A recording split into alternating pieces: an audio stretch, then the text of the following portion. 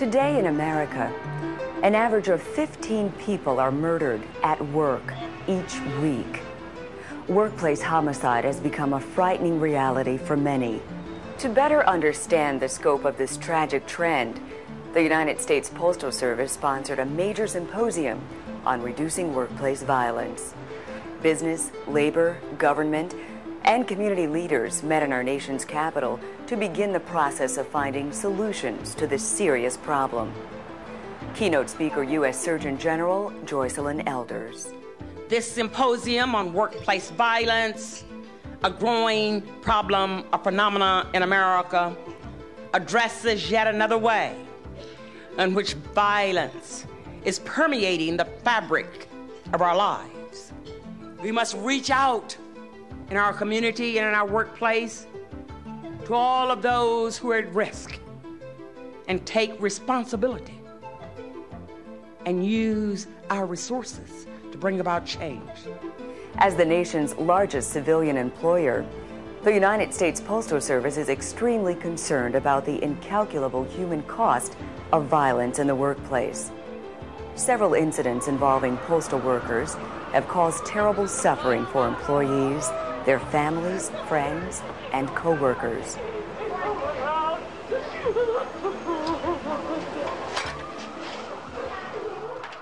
It seems disgruntled postal worker has become part of the American lexicon.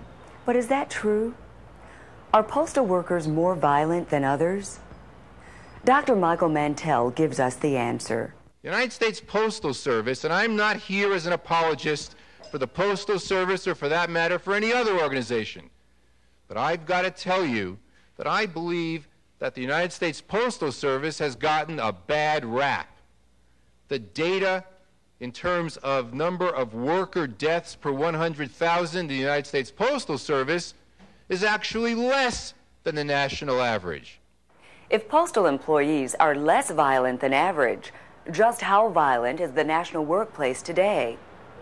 Dr. Dennis Johnson provided symposium participants with an overview.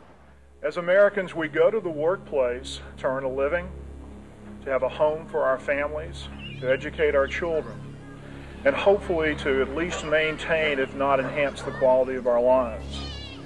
Today, frequently, we go to the workplace to die or be killed. On average, 750 people are murdered at work every year. Homicide is the second most common cause of death on the job.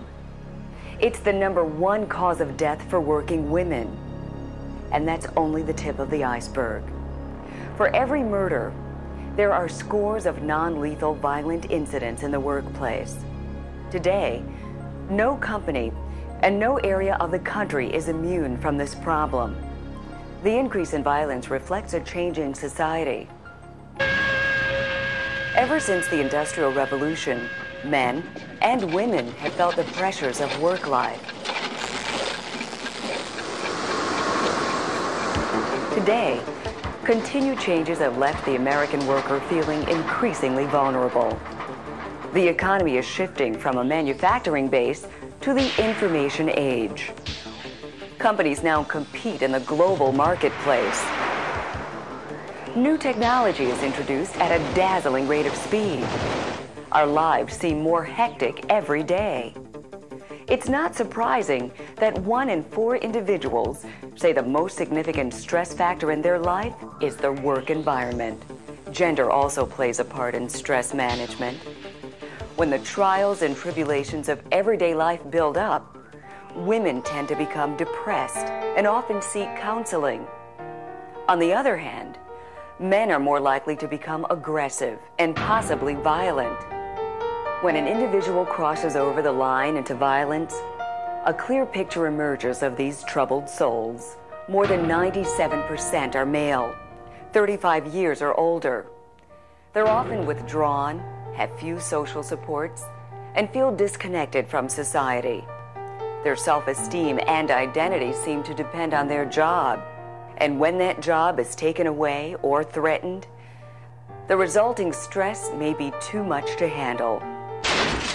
And tragically, more than 80% of these individuals have a gun. Many corporations think it can't happen here. Unfortunately, it can. During the symposium, industry leaders discussed several important strategies that companies can benefit from.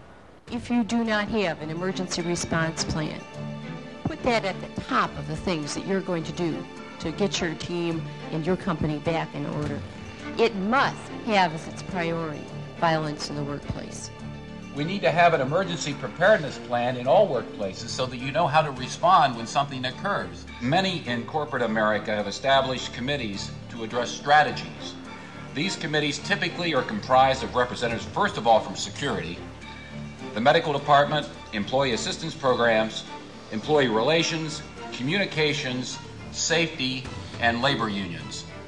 Once your emergency response team is organized, it's important they receive training to recognize and diffuse potentially explosive situations. We needed to have training because most of our supervisors, even our managers, really didn't know how to detect these sociopathic problems even when they saw them. Training first-line supervisors and union representatives in behavioral analysis of high-risk profiles. In other words, what are these signs and symptoms of potential violence? So that when you see somebody who's starting to lose control, you have the skills and the sense of empowerment to approach that person.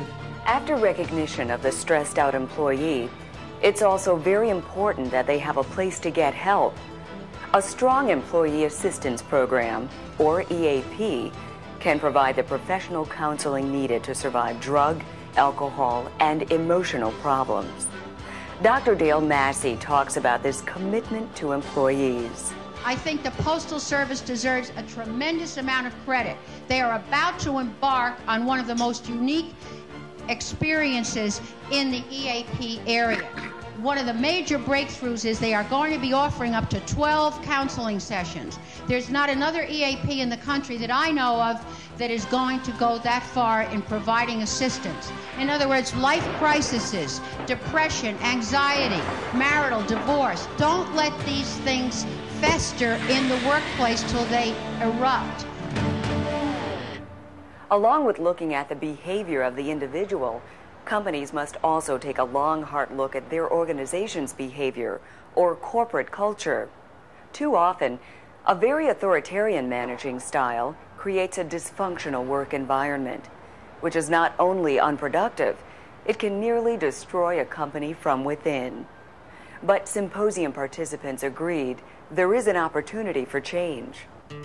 I assert that the opportunity that violence in the workplace presents is to harness the power of anger and frustration in the workplace for quality and for productivity. What does that mean? It means that maybe for the first time we have a real issue and opportunity that labor and management can team up together on. We have the same interest. We are not adversaries. It is not management versus employees. We're all in this together, and we have one agenda, and that's customer satisfaction. And the employer has to understand, the manager has to understand whether or not it's in the public sector or in the private sector that customer satisfaction is a prime directive, and it's highly correlated with employee satisfaction.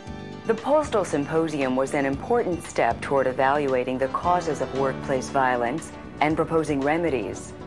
Symposium participants and many others addressing this critical issue are working to make a difference. Business, labor, government, and community activists must continue to unite against violence. Postmaster General and CEO Marvin Runyon. The Postal Service is involved in many of the activities recommended today, and we found them to be very beneficial. We're working to improve our corporate culture by building teamwork and treating each employee with dignity and respect. Despite these efforts, we recognize that we're far from having all the answers. We hope that our discussions today will help our organizations and many others protect our employees, diffuse potentially dangerous situations, prevent pain and suffering, and save lives.